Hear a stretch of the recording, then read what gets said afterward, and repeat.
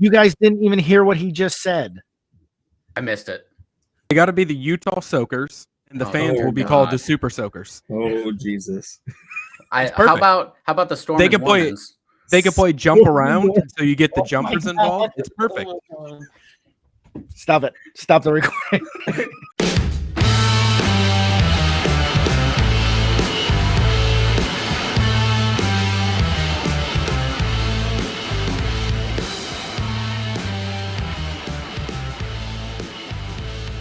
What is up, everybody? Welcome back to Ride the Pine, episode 43, I believe. I am Sean Sprout, and of course, you can see we have a full crew again, 2 weeks in a row. So Adam Freeman, Cameron May, Kenny Hudden, welcome back, guys. How you doing? Guys, I didn't know we were at 43. We have to start planning for our 50th. We're close. Oh boy, we'll do a big blowout extravaganza. We'll get wacky, waving inflatable. Pace, it would be right around 4th of July. We do a big 4th of July special. No, it'd probably be June. Damn. See, this is why do I even trust you to do the math? Every time I get lulled into a false sense. Every time. I can't do math on the fly. Every time. Terrible. Every time Adam goes to math, to math, it reminds me of the South Park bit where Cartman's like, "We've got $3," and Stan goes, "Cartman, you said we had plenty of money." He goes, "Well, I didn't take into the account that I suck at math." Accurate. Every time. I'm sure that would be funny if I ever watched South Park. Fail at math and fail at all of our references. So what's new on the socials? Because there are some changes. Yeah, I mean, you can't skip over the biggest news possible. All of our socials are now under the same handle, at Pod Ride the Pine. Big announcement. We are officially on TikTok. No more RTP-Kenny. Pod Ride the Pine on TikTok. Everyone go follow. You can get all of our shorts and all of our content there. Maybe some live reactions. Still on YouTube, still on Spotify, still on Apple. Like, comment, subscribe, leave a review. Does that mean we're finally legitimate? That we have it all under one? I don't think we'll ever be legitimate. We have hit the big time. All right, where we want to start first, Adam? Let's start with the Masters. We had the big episode last week. Jesus. We all kind of knew it was going to happen. Scottie Scheffler comes away with the win. Speaking of pure chaos, we'll talk about the NHL in a little bit too with how that's going into the playoffs. But really, as you approach the back nine on Sunday, you had four guys all with really close, and then you had absolute disasters of a stretch of holes for at least three guys. Scottie Scheffler just had to put the ball in play, and he was okay. So Scheffler ends up coming away with the win. He gets 11 under par. Ludwig Oberg, I think that's how you pronounce the last name. He was 7 under par. Tommy Fleetwood 4 under. Max Homa was 4 under, and then Colin Morikawa 4 under. But I think at any point you had Morikawa, Homa. I think Fleetwood had a chance for a little bit. Oberg definitely had a chance for a decent run of it. It was fun to watch the front nine for sure, but then the back nine just fell apart. But Scottie comes away with the win again. I got to give us credit. Sorry, Sean, I didn't mean to cut you off, but I got to give us credit. We all mentioned Scottie Scheffler. I believe Cameron and Adam both mentioned Oberg, excuse me. I mentioned Fleetwood. Somebody else mentioned Homa. And Sean mentioned Morikawa, which got a sneer from my brother, which was hilarious. Enjoyed that on the last day. Yeah. Unfortunately, not all of us, several of us mentioned Spieth, which, yikes. No. You mentioned Spieth. That was on you.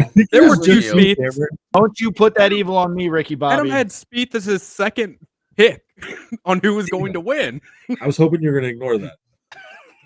We take notes. That's my official bookkeeping skills that I use for all of us.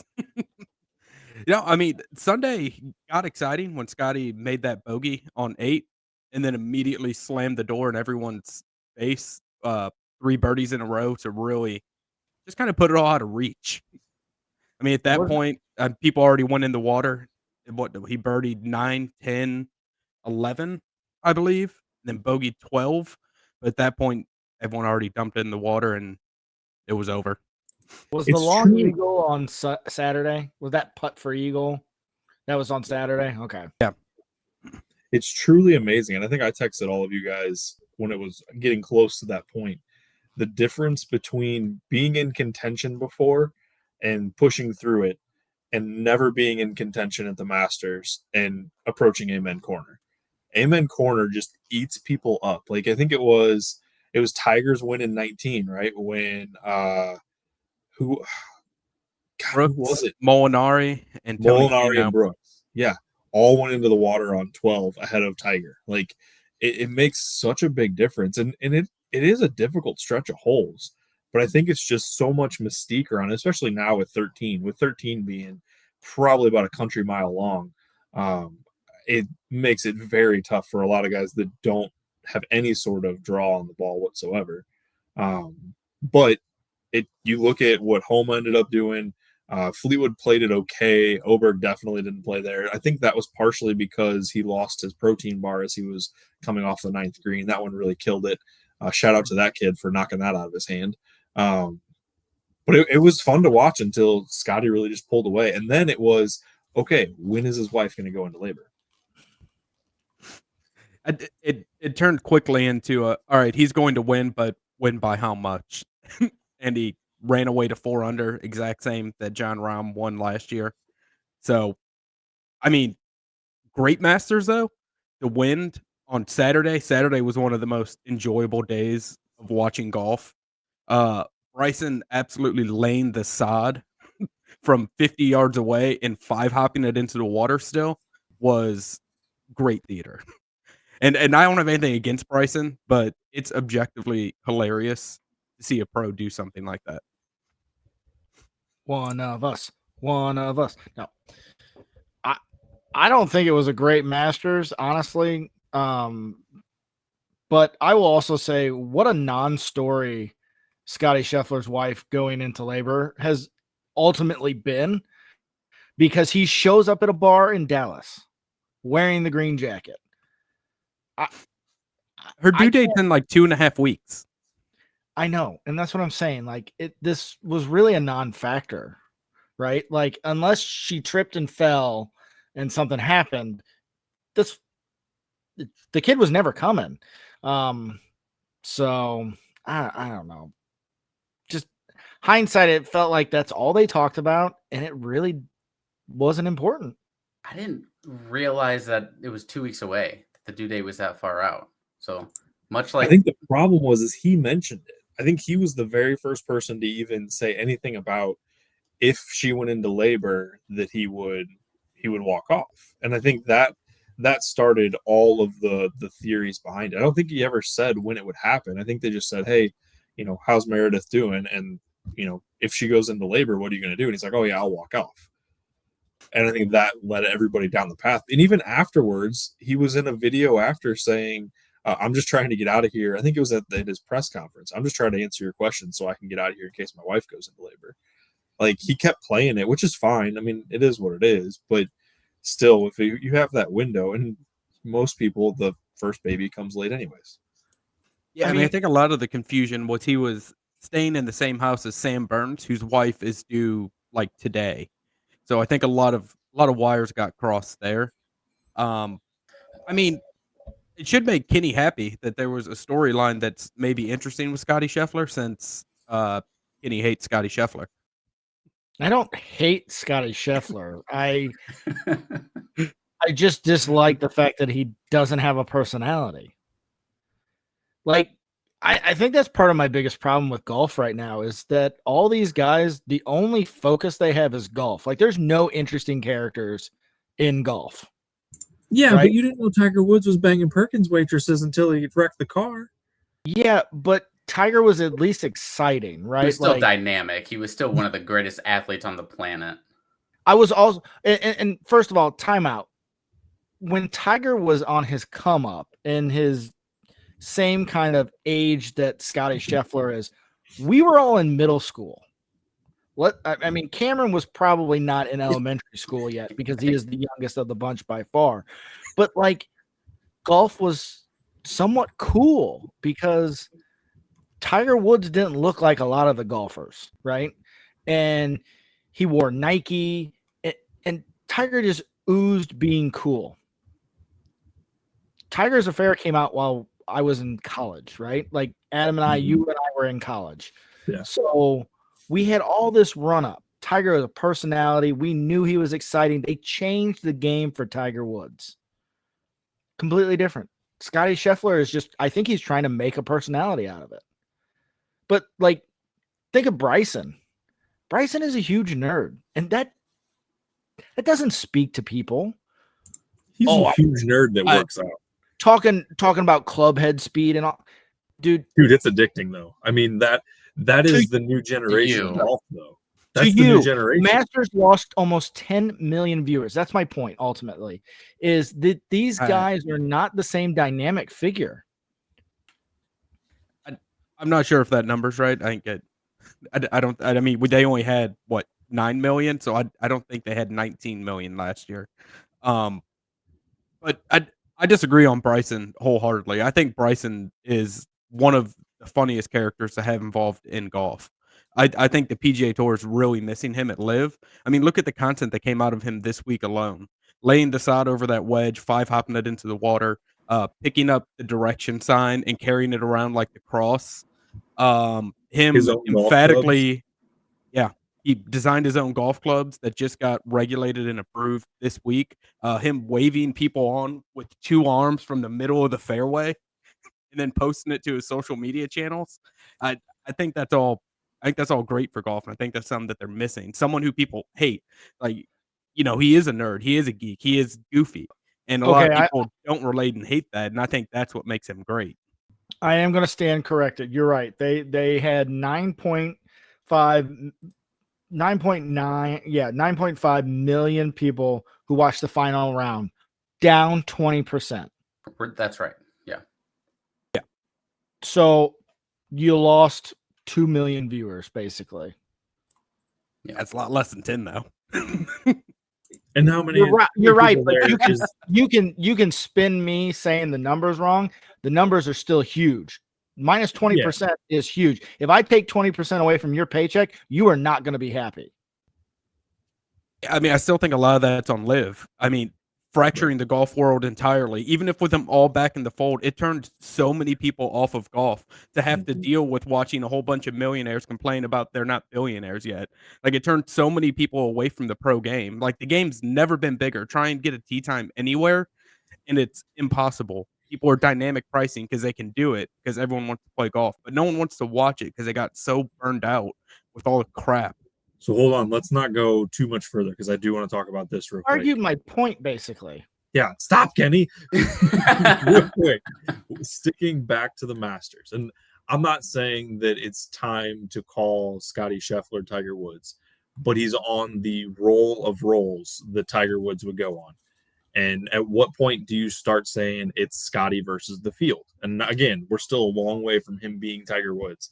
Here's some stats that we're just going to go through quick guesses. If you have any guesses, like an answer to this question, Scottie Scheffler since February of 2022, he has 22 top 3 finishes. Since 2 years ago, 22 top 3 finishes.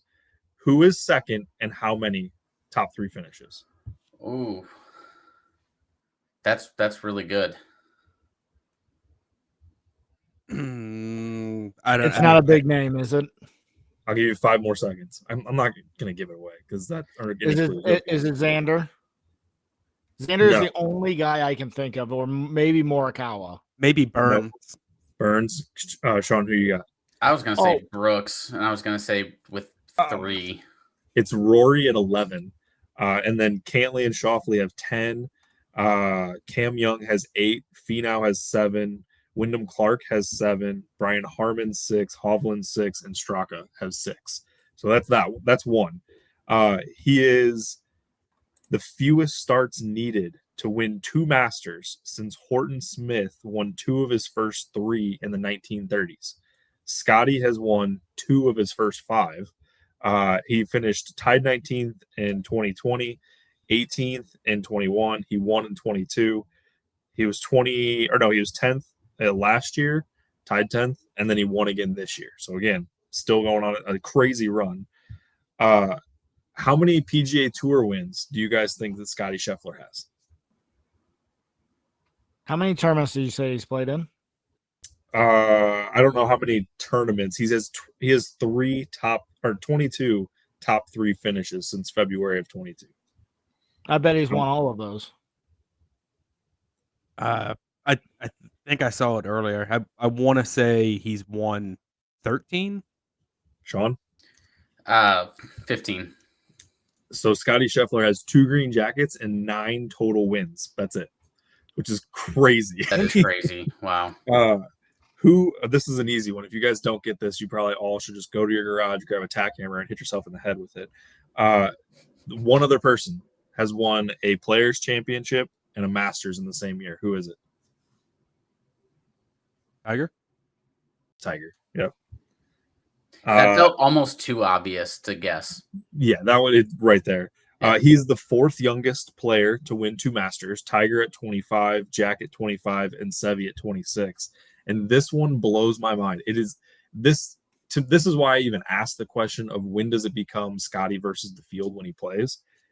So this year, his caddy, if you take the basic 10% payout, like that's relatively standard unless you're God, who was it 2 years ago?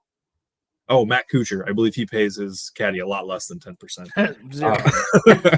The whole thing. If you don't know about it, Google it. So if you take Ted Scott, he gets 10% of the winnings that Scottie Scheffler has made, right? This year, Ted Scott has earned $1.2 million just off of the basic 10% in winnings. That number, how far down the money list is he on that number? Of all the players that have played this year, where do you think that slots him on the money list? Oh, God. I don't know. Top 30? I don't even know. Kenny? Top 15. Cameron? I think I'll have to be in the top 5 based on purse sizes. I don't think anyone's won multiple this year.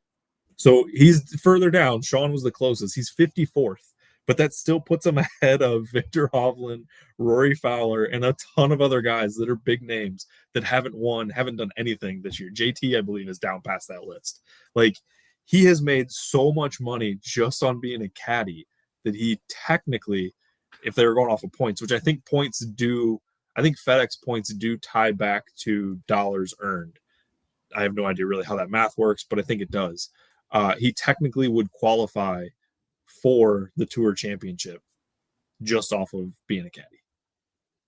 I missed the part where you said his caddy's earnings, so I was caddy's earnings, yeah. I was like, something doesn't make sense there.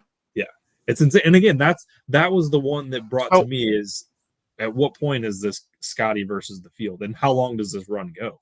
So here's what I'll say. I'm looking up his stats. So he's won 2 Masters, 2 Masters for his only 2 majors. Correct. I think he's got to win a Grand Slam before you start talking about or let me say this. He has got to win at least 3 of the 4 before you really start putting him in that conversation with Tiger and kind of doing the same thing. It's Scottie against the field, right? And let's be frank. We can all sit here and talk about Tiger Woods being the best golfer of all time, but it's still Jack Nicklaus, right? Tiger didn't beat his Masters record. Yeah. I'm sure we would have all loved to seen it. And you're right. If the Perkins waitress didn't exist, maybe we would be living in a different world today. But that's life. Well, I mean, he has a real chance to do something. There's always the Tiger Slam is the big thing, holding all 4 majors at one time. He won the Players. Scottie already did. Now he's won the Masters.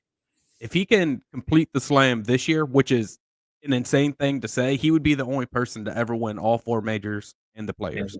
Yeah. Well, the question is if you take him over the field, if that stat that Adam that you said earlier, where he has 9 wins, 2 of them at the Masters, if we're talking about at the Masters, then I think the answer right now is you take him. If we're at pretty much any other tournament, then you take the field. I think context is key in this situation. That's a good point. Yeah, I mean, with the way he's hitting the ball now, though. Yeah. I mean, it's hard to argue against what he just did at arguably the hardest golf course in the country, but still 9 wins, 2 of them being at the Masters. I think any other tournament you take the field right now. So, and let's move back to what you guys were talking about before about with Kenny's point of how the interest in golf is going away. Cameron, I think you are right. I do think that Live has a lot to do with that. Not necessarily in pulling the viewers, but I think in upsetting the apple cart of all of the traditional viewers that don't really want to listen to it, that don't really want to watch it. Kenny was on a text thread yesterday where, and his dad made a very solid point that he doesn't want anything to do with Live because of what it is. They have to come to an agreement. It recently came out just the other day. Whether it's true or not, Rory has denied it, but apparently there's an offer for $850 million for Rory. 950. Whatever. Either way, it doesn't matter. It's still a butt ton of money. They have to figure something out, and there has to be a change. Like, I fully support, and I can't remember which Golf Digest writer it was, going to like a Premier League style where they have the top 100 always play in these 10 events every year, and then you have the top 200 that can move up and down through the rankings. Like, it needs to go to something like that. You need to be able to support all the factors too, because a lot of people always forget that the PGA only controls the PGA Tour only controls the Players Championship and all of the other tournaments that come in. They do not control the Masters. They do not control the US Open. They do not control the PGA Championship. And they do not control the British, or what is now the Open Championship. All of those are different entities. So they need to be able to support those too and give each one 2 tournaments. The RNA gets 2 overseas. The USGA, they get 1. The PGA of America, they get 1. Like, do something with that, because you are destroying the game of golf. And to Kenny's point a minute ago with Tiger, all of us play golf. Sean probably not as much as everybody else. We all play golf because of Tiger. They need that jump, that jolt back into the game to be able to get golf back to where it was. And that would do it. If Scottie continues on his heater and wins a Grand Slam, he becomes infinitely more interesting and becomes the needle again at that point. I feel like with the way he's playing, the only thing you can hope for interest in golf is for him to continue racking up wins. Because eventually it becomes a story. It becomes, this guy may not have a personality because he's a killer on the golf course. It would become one of those situations, and that would drive viewership as well. Can I also say one thing about the ratings too? As someone who doesn't follow golf as much as you guys do, especially you, Adam, finding the feed not through the Masters app is a huge pain in the ass. I spent more time watching old dudes talk about golf on a patio on the Masters golf course than I did actually watching people golf. That's a problem. And I'm the average sports fan. If I can't find it, then newcomers to the game are not going to be able to find it either. Yeah, but if you think it's that bad, you should try and watch like the Valspar, where you have to have Peacock Premium for 2 hours, then it goes to CBS, and then they cut off CBS to go to something else, so then you have to go back to the Cock. Then you have to go to Golf Channel if it goes past that window. Then you have to download a specific app. You can't use the PGA's app because it sucks ass. And you know what? That's fine for what do you call it? The Valspar. I don't give a shit about that tournament. I do give a shit about the Masters. Yeah. I should be able to turn on my TV on a Thursday through a Sunday and get. Yeah. Yeah. All day. No, I totally agree. Golf has a massive issue with how they present the game. And that needs to change. I think it will. And I have one more theory, but Kenny, what do you got? All these leagues are so backwards, though, and that's part of the problem is they don't know how to deal with the streaming, right? Yeah. And I'm sure you could poke a hole in my argument and say there's probably 40% people who aren't subscribing to cable anymore, with the Masters viewership being down, and that would be fine. But yeah, you're absolutely right. Sports and the cord-cutting lifestyle that I think most of us live is something that's not advantageous right now. I shouldn't have to spend $90 on a VPN so I can watch the St. Louis Blues. Totally agree with that. Much I have less one trying to more. find a Cardinal game. Yeah. I don't. You know what I do? I turn on my Alexa and tell her to play KMOX because guess what? I like listening to it more at this point. That's because you're over 35, so now just you changed, by the officially want to way. listen to it instead of watch it. I do think there's one thing that's going to change sports, and I think there's one thing that or change golf. I have a theory that the TGL that is supporting Tiger and or supported by Tiger and Rory fucked over the PGA and fucked over this PIF thing.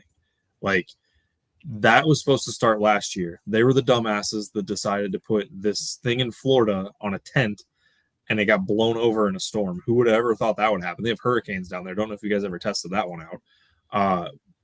That mindset and that style is supported by a ton of money. You have the Fenway Group is an ownership partner. Arthur Blank is an ownership partner. Steve Cohen is an ownership partner. Then you get the Williams sisters. They're in it. Tiger's in it. Dave Blitzer, who I believe he has a net worth of like I think it's like $1 billion something. I can't remember what he got his money from. And then you have the Currys that are in on it too. Like, and it's all regional based. So I think that what could end up happening is that, and Tiger was very close guarded in his comments on it this week. I think that they could find a way to make that mindset work to developing what the new PGA becomes. That you have regional teams, that you have groups like the Fenway Group or Arthur Blank that support a team in Atlanta and they do travel. And I think that's how you can get what PIF has with Live and some version of team golf and keeping golf still a solo sport. If that would have started last year and would have gone in January versus January of 25, or I guess technically it would have been this year instead of January 25, we're not having these conversations right now about ratings. I would almost guarantee that. They would be a totally different presentation, totally different game, everything. And I mean, not to go all the way back and keep beating this, but if Jay Monahan, the PGA Tour, would have sat down and listened to the PGL back when all of these rumors about Live started, before they completely ripped the entire concept of Live away from PGL, this would be a completely different conversation. If he would have just sat down and had a meeting, looked at any of that, maybe we wouldn't be in this situation. But he's awful at what he does. He's terrible. So bad. One final thing I'll say about the Masters, and then we do really need to move on. And I didn't get to say this earlier, but much like the Scheffler baby, Tommy Fleetwood did not show up on Sunday, and that was really disappointing. All right, so Damn. He never does. Nailed it. Fucking nailed Damn, it. man. So, Kenny, you have are we calling this your combat minute, your wrestling minute? What do you have a tagline for this? No, not yet, but I'll come up with something. I like the combat minute, though. So I know I offend one certain listener when we talk UFC, but the biggest UFC pay-per-view you could argue ever happened this Saturday. UFC 300, headlined by Alex Pereira, taking on Jamal Hill, a champion who never truly lost his belt. Zhang Wei Li also that was her. Fought somebody whose name I cannot pronounce, and I'm not going to say it. Please try. Then Max Holloway fought Justin Gaethje. And you know what? I'm just going to rip the Band-Aid off right now. This was arguably the best fight I've ever seen, followed by the greatest knockout in UFC history. Hands down, Max Holloway winning the fight. 4 rounds to 1. Now, I did see a judge's scorecard that had them tied, and I think that judge should be fired because there is no way Gaethje won 2 rounds. Max Holloway points to the center of the octagon. They start throwing fists, and with 2 seconds left, Justin Gaethje hits the ground. Just pancaked. Zhang Wei Li takes her opponent to a decision. We thought that fight was going to be over in the second round. And to steal a phrase from Charlie, Alex Pereira sends Jamal Hill into the shadow realm. And just like this guy is for real. He wants to fight in 3 weeks at a heavyweight contest in Rio de Janeiro. And for all of you that saw the exchange, Hill kicks Perea in the cup, and literally Perea dust off his cup, tells Herb Dean, no, not today. And with the next punch he throws, knocks out Jamal Hill. I did see that. That was pretty cool. Do we say that man has big cojones for that or little? I don't know what the correct term for it is. He They're probably is pretty swollen. the brass balls. Let's just say that. Yeah, they clang. That's for sure. I mean, the conversation around Max, if it wasn't for Volk, would be so much different. He is so good. And that knockout was awesome. He is potentially the greatest striker the UFC has ever. Like, guys like Chuck Liddell are always going to hold people's hearts, but if I'm in a punching match, I'm picking Max Holloway before I pick Chuck Liddell, right? Like, and then Max Holloway calls out the hold on, I forget which division he's technically in. Whatever 145 is, calls out the champ, and they cut to the guy, and he's just like staring, like white face, like, oh shit, it's on. And then honestly, the biggest news to come out of it, great card all around. Phenom Bo Nichols submitted a guy in the second round. Pretty good fight. Oliveira loses to Arman Turk. I'm not even going to try it anymore on what I thought was a very controversial decision. He also tried to fight a fan. You should look that up. And then the biggest news coming out of the weekend is Conor McGregor is back for 303, and he will fight St. Louis's own, Mizzou's own Michael Chandler. Do they not test for coke? Absolutely not. No. Well, that answers my question of how they push that under the rug. So I assume that's a prereq. Yeah. And that was your combat minute. Beautiful. I love it. Where are we going to next, Adam? All right, let's go to NHL playoffs. As we were recording, I believe it is still chaotic. There's a lot of, well, I don't say there's a lot of teams still eligible. Really, the West is pretty much sewn up. It's finalizing matchups and positions, which, again, kind of like FedEx Cup and golf, if you can figure out the NHL playoff slotting, then great, you're fantastic at math. But they really just fucked up how they have their playoff set. Currently, as we sit right now, I believe there are games tomorrow, just a couple games, and then that wraps up the regular season. But as we're sitting right now, Boston, correct me if I don't have scores up, so correct me if that changed. Boston is number 1. They're playing the first wild card in Tampa. Florida is facing the Maple Leafs. New York is facing the Capitals. Carolina Hurricanes are facing the Islanders. I'm literally reading it as scores are finishing. Yeah, so flip that. So Florida actually will take the 1 seed now. Florida did win. Yeah, it was changing. Florida's opponent is not decided currently. Yeah, that'll be finished tomorrow. Because Toronto could still at the time of your listening will probably be today. Yeah, which is awesome. I think that draws so much attention to the sport. They need that now. They just got to fix a little bit of how the slotting goes for playoff position. In the West, currently it is Dallas versus Vegas, Winnipeg and Colorado, Vancouver and Nashville, and Edmonton and LA. I think that can still change a little bit with a couple teams moving around in that one as well. But those teams, I believe, are all locked in. I don't think there's any other teams. Excuse me. So the West is locked. It is literally just playoff position at this point. The Golden Knights and the Kings could theoretically flip.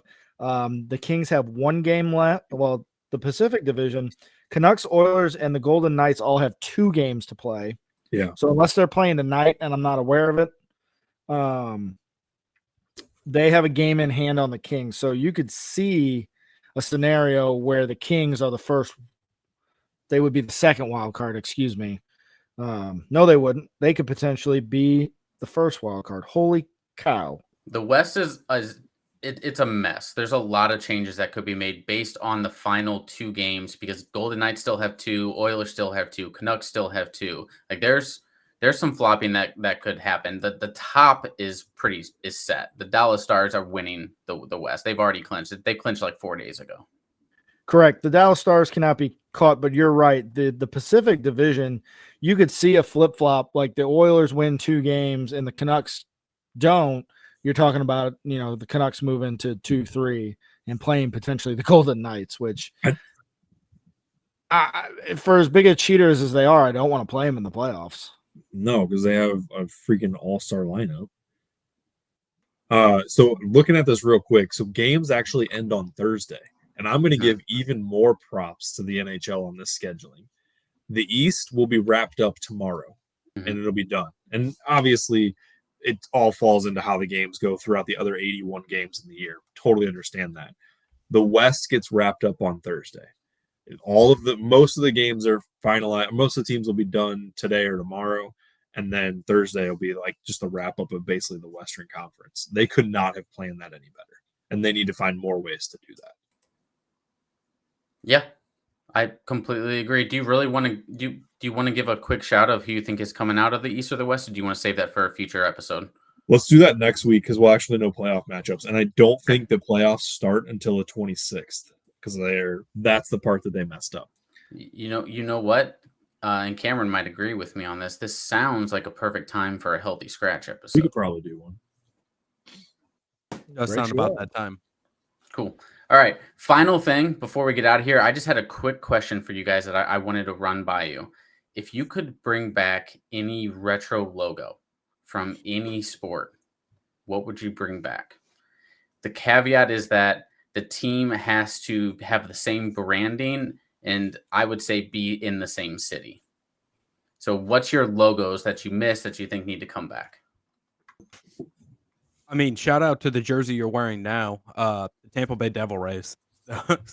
Those were awesome. I love that logo. I know a lot of people didn't like them, but now that they're gone, everyone wants them back. Anytime they get to do their throwbacks, it's awesome. I love that logo. That's a good one. Kenny? I picked 3, so I don't know if you want me to go now. Yeah, hit me with all of them. Actually, so I technically picked 4 because I went down a deep rabbit hole. So the honorable mention for me, because I'm not a huge basketball fan, is the Denver Nuggets wore a logo in the late 70s, early 80s.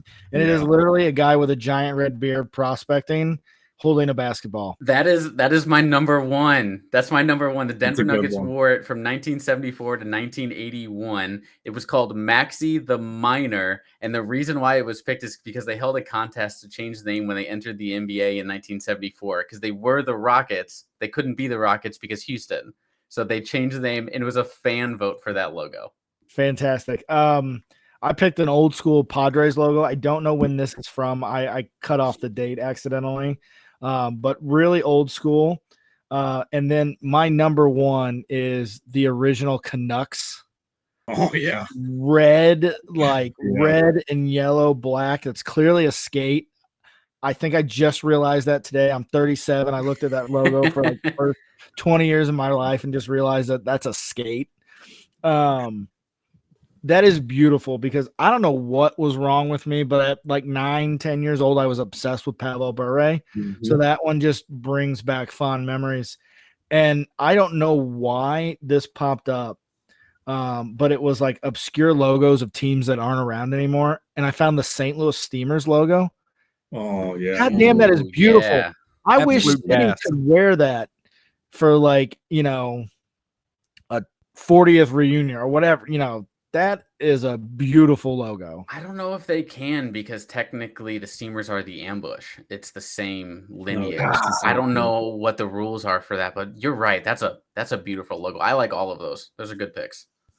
Adam. All right, so I had a whole bunch. One of them is not a pro team, and I did not think of it until Kenny got onto the screen. The Sailor Tiger is an absolutely fantastic Mizzou logo. Should definitely be brought back into the rotation. Hockey-wise, I think, yes, the Canucks is a good one. I like the old school Kings logo of just the Kings crown. I think that's a fantastic one. Of course, the Mighty Duck logo. You can't go Oh. wrong with Mighty Ducks. That's That was an honorable mention. That's a That- fantastic one. That's one of mine. Cochina for the Coyotes is a fantastic logo too. I can't get away from that. Baseball, you got the Padres. Football is where I kind of started leaning towards that the old school logo is where you come back to. I had 3. The Oilers, the oil tower, mainly because the uniform looks fantastic, and that baby blue and red, can't go wrong. I like the Patriots old logo with the Patriot leaning over, snapping the ball. I think that's a good one. My winner, though, and you can't go wrong because these jerseys and the combo are absolutely fantastic. Creamsicle from the Buccaneers. Oh yeah, That is the So hold best on, logo. I don't know. No, the color scheme is great. The actual logo looks. That's like a good logo. It's a I don't know, great man. logo. I don't It's know. a great logo. It's Johnny Depp, just orange and red. It's somebody cosplaying as Johnny Depp. That's what it is. I don't care. It's fantastic. When a logo tries to look sexy in sports, you know you found the right logo. Yes. Actually, you know what? Since you're talking about football, I do have to bring up another honorable mention, and I really should have included it. Hold on, I gotta find this. I want to find the years. There is a Pittsburgh Steelers uniform logo. Yeah. Okay, here it is. 1933. There's a guy on a beam kicking a football. Yeah. It is piece de resistance. That's a good Like, one. they don't create logos like that anymore. I like all of those. I have 2 left that we didn't mention, so I'm gonna give a shout out to the Charlotte Hornets from 1988 to 2002. It was the one. It has like the Hornet that has the sneakers and he's dribbling a basketball, and it was they brought with the logo the pinstripe, the teal pinstripe jerseys. Those are sick. They got to bring those back like officially. And then the other one that I have, I don't think this one is a popular one, but I loved it back in the day, 1996 to 1999, the Buffalo Sabres, the goat head logo. Yeah. Oh my god, that thing Yes. was so ugly. If they That was the brought horrible that color back combo, though too. with updated colors, with like the blue and the yellow, and like Yeah. because the old one had like the red eyes, you put like the yellow eyes with like a blue outline. Sign me up, man. I'll buy that jersey tomorrow. Yeah. We can go on this rabbit hole forever. The Flames Pony on Fire logo back in the day Yeah. was gas. A little bit controversial. Chief Wahoo with the Cleveland Indians. That one I know couldn't be the best. it's not PC. Objectively, a great mascot and a good looking uniform. Looks a lot better than whatever the hell they are now. Can we talk about the injustice that they changed their name to the Guardians, and they had the Cleveland Spiders sitting there Yep. on the platform for them, and they just screwed it up. Yeah. They blew it. Hold on. Speaking of blowing it, and this is Where's Are we this going to going? talk about Fanatics now? yeah, no. So the best part, and what this goes along with teams just messing up their marketing in general, and then we can kind of wrap it up. Did you guys know that if this whole thing goes down with the A's finally leaving Oakland and eventually making their way to Vegas, I don't think that it actually ever happens. Did you guys know that for 3 years they're going to be playing in Sacramento, and they will not be called the Oakland A's or the Las Vegas A's or the Sacramento A's? They're just going to be referred to as the Athletics. That's Correct. They will not have a location tied to their name. because they don't want to tie it to the city in any way, shape, or form. Here's the other part of that. I was just watching an interview today where their ownership was talking about how right now their salary, the amount that they spend on the team is like 65 million. They're talking about ramping that up to where they want to be up to 180 million on the team by the time that they get to Las Vegas, and that they are going to become a high spending team. In the next 3 years, they're going to be playing in a minor league stadium in Sacramento with no official location tied to their name. Yep. If you are a free agent, are you going to go play for the non-location athletics? I don't think so. Like they have their head in the clouds. They don't understand what they're actually like, the task that they actually have in front of them, and how massive it is to move a team, especially when that's so historic like that. I don't think they fully understand what they're getting themselves into. Let's talk about how big of a screw up the A's are, because the NHL, I don't know if we mentioned this last week, and I just thought about this. Basically, secretly planned for the Coyotes to move to Utah while still planning on them being in Phoenix or Glendale or wherever they are. The NHL screws everything up, and they are making the MLB look terrible. so bad. Yeah. The best part about Phoenix moving is that all of the operations staff is staying in Phoenix while the team goes to Salt Lake City. And like, they're projecting it next year. They're not, there's no leeway. They're not even saying like, okay, we're going to play 1 year under the Phoenix branding in Phoenix still. They're pushing right away. Now, Salt Lake has a rink, so that's one thing. They have a place to play, but it feels rushed. It feels almost as terrible as, no, it doesn't. I was going to say it feels almost as terrible as the A's movement, but it's not even remotely close to that. This is a great move for the NHL. I disagree. No, it's a great move. I disagree. I think it's a good move. It's not a great move. I think a great move would have been to go to add another Canadian team to go to Quebec City. Mm-hmm. No, listen. So Quebec, hold on. Quebec City is a larger metropolitan area. It's been dying for a team. It has a better new rink compared to Salt Lake City. It would have been a better move to go and add another team in Quebec City than Salt Lake. I'm gonna look at something. I believe a big issue with that is it not travel? I mean, I think we've proven I'm not great at geography. Is it an easy place to get in and out of for every team? What are you talking about? Salt Lake or Quebec? Quebec. The issue with expanding into Canada is that a Canadian team operates on Canadian dollars and pays a salary cap in American dollars. Correct. So you don't have a lot of Canadian teams who want to take that burden, or a lot of Canadian potential owners who want to take that burden on right now without some guarantees. And the NHL, for all of their faults, has a good plan. They're going to buy the Coyotes from the owner and then sell the Coyotes they're going to buy them for $1 billion, sell them for $1.3 billion. The guy in Utah is going to make them the Golden Eagles, and they're going to give this guy in Phoenix the opportunity to keep the Coyotes name and branding. And if he feels like it, once they secure an arena, expand. Because ultimately, I think the NHL is going to try to do what MLS is going to do and try to get to 40 teams. I think it's a bad plan, but I think that's what you're going to see.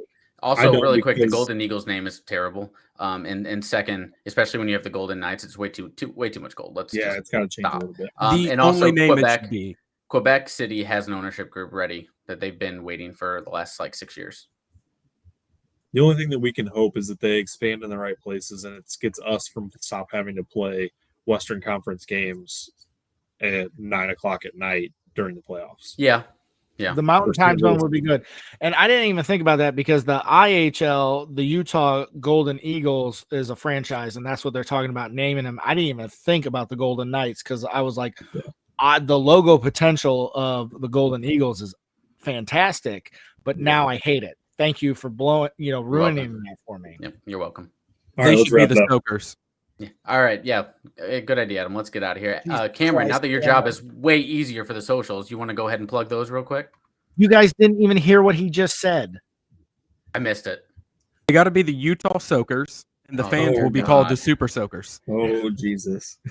How about the Storm? They can play jump around, so you get the jumpers involved. It's perfect. Stop it. Stop the recording. Cameron, hit our socials.